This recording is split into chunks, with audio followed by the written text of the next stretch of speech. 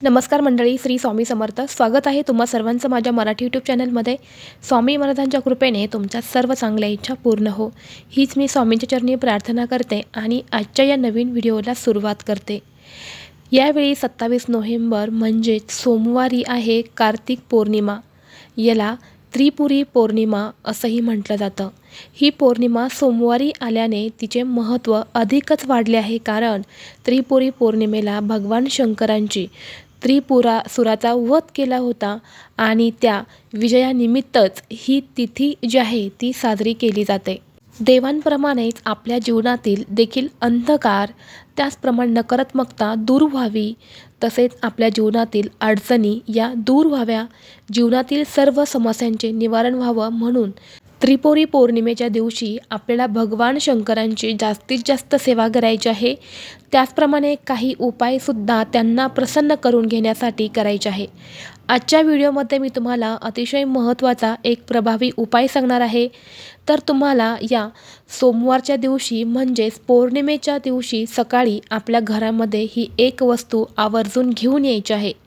यामुळे आपल्या घरात फक्त एक दिवसामध्ये लक्ष्मी येईल, म्हणजेच आपल्या घरामध्ये पैसा हा येईल. आपल्या मनातील प्रत्येक इच्छा ही फक्त एक दिवसामध्ये पूर्ण होईल. त्याचप्रमाणे आपल्या कुटुंबाची अगदी भरभरून प्रगती होईल आणि कुटुंबातल्या सर्व व्यक्तींच्या इच्छा या पूर्ण होतील, घरातल्या अडचणी या दूर होतील. असा हा उपाय मी तुम्हाला आजच्या व्हिडिओमध्ये सांगणार आहे. त्यामुळे व्हिडिओ हा शेवटपर्यंत नक्की पहा. चॅनलवरती नवीन असाल तर चॅनलला सबस्क्राईब करा आणि असेच माहितीपूर्ण व्हिडिओ पाहण्यासाठी बेल आयकॉनलाही प्रेस करा. तर पहा, आपल्या घरामध्ये अनेक प्रकारचे दोष असतात. हे दोष काही अदृश्य असतात आणि काही दृश्यसुद्धा असतात. अदृश्य म्हणजे असे दोष असतात की बघा, आपल्या घरातल्या व्यक्तींना अडचणी येतात, पण त्या अडचणी ज्या आहेत त्या घरामध्ये दोष असल्यामुळे येतात आणि बऱ्याच वेळा त्या अडचणींचं कारण जे आहे ते वेगळंच काहीतरी असतं आणि ते कारण जे आहे ते दोष असतात, पण आपल्याला ते माहीत नसतात. त्याचप्रमाणे बघा, आपल्या घरावरती वारंवार संकट येत असतात. घरात नेहमी कटकट, मतभेद यासारख्या गोष्टी घरामध्ये घडत असतात. घरामध्ये पैसा टिकत नाही, अशा अनेक अडचणी या आपल्या घरामध्ये असतात. तर या दूर करण्यासाठी आपण बऱ्याच वेळा भरपूर मेहनत, कष्ट आणि उपायसुद्धा करत असतो.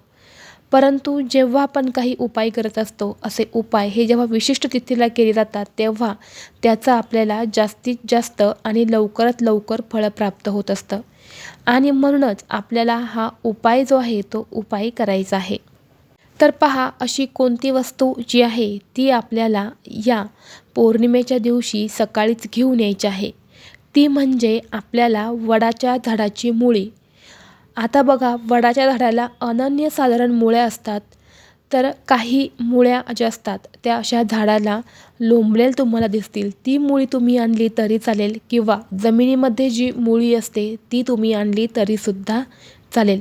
दोन्हीही मुळ्या ज्या आहेत त्या तुम्हाला दोन्हीपैकी जी शक्य होईल ती मुळी तुम्हाला आवर्जून या दिवशी घरी घेऊन यायची आहे.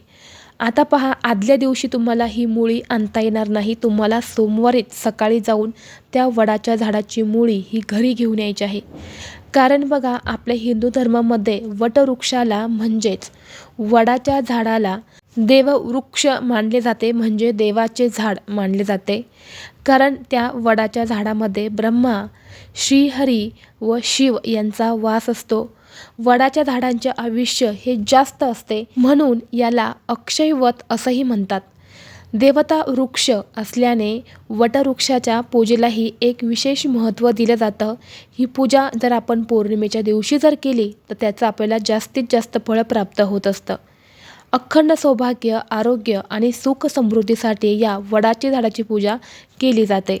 आपल्या हिंदू धर्मामध्ये म्हणजे धार्मिक मान्यतेनुसार असं सांगितलं जातं की भगवान शिवानेही वटवृक्षाखाली समाधी लावून तपश्चर्या केली होती आणि तेव्हाच मार्कंडेला वटवृक्षाच्या पानावर भगवान श्रीकृष्णाने दर्शन दिले होते. त्याचप्रमाणे देवी सावित्री ही या अक्षय वटामध्ये वास करते. म्हणून या वडाच्या झाडाला एक अनन्यसाधारण महत्त्व दिलं जातं. म्हणूनच आपल्याला हा उपाय करायचा आहे. तर ही झाडाची मुळी जी आहे ती तुम्हाला घरी घेऊन यायची आहे. घरी आणल्यानंतरनं तुम्हाला ती स्वच्छ धुवून काढायची आहे. ही स्वच्छ पाण्याने धुतल्यानंतर तुम्हाला थोडी त्याला सुकू द्यायचं आहे. सुकल्यानंतर तुम्हाला काय करायचं आहे, एक लाल कापड घ्यायचं आहे किंवा पिवळा कपडा तुम्हाला घ्यायचा आहे आणि यानंतर त्या पिवळ्या कपड्यावरती किंवा लाल कापडावरती तुम्हाला ती मुळी ठेवायची आहे. मुळी ठेवल्यानंतर ही मुळी जी आहे ती तुम्हाला तुमच्या देवघरामध्ये ठेवायची आहे.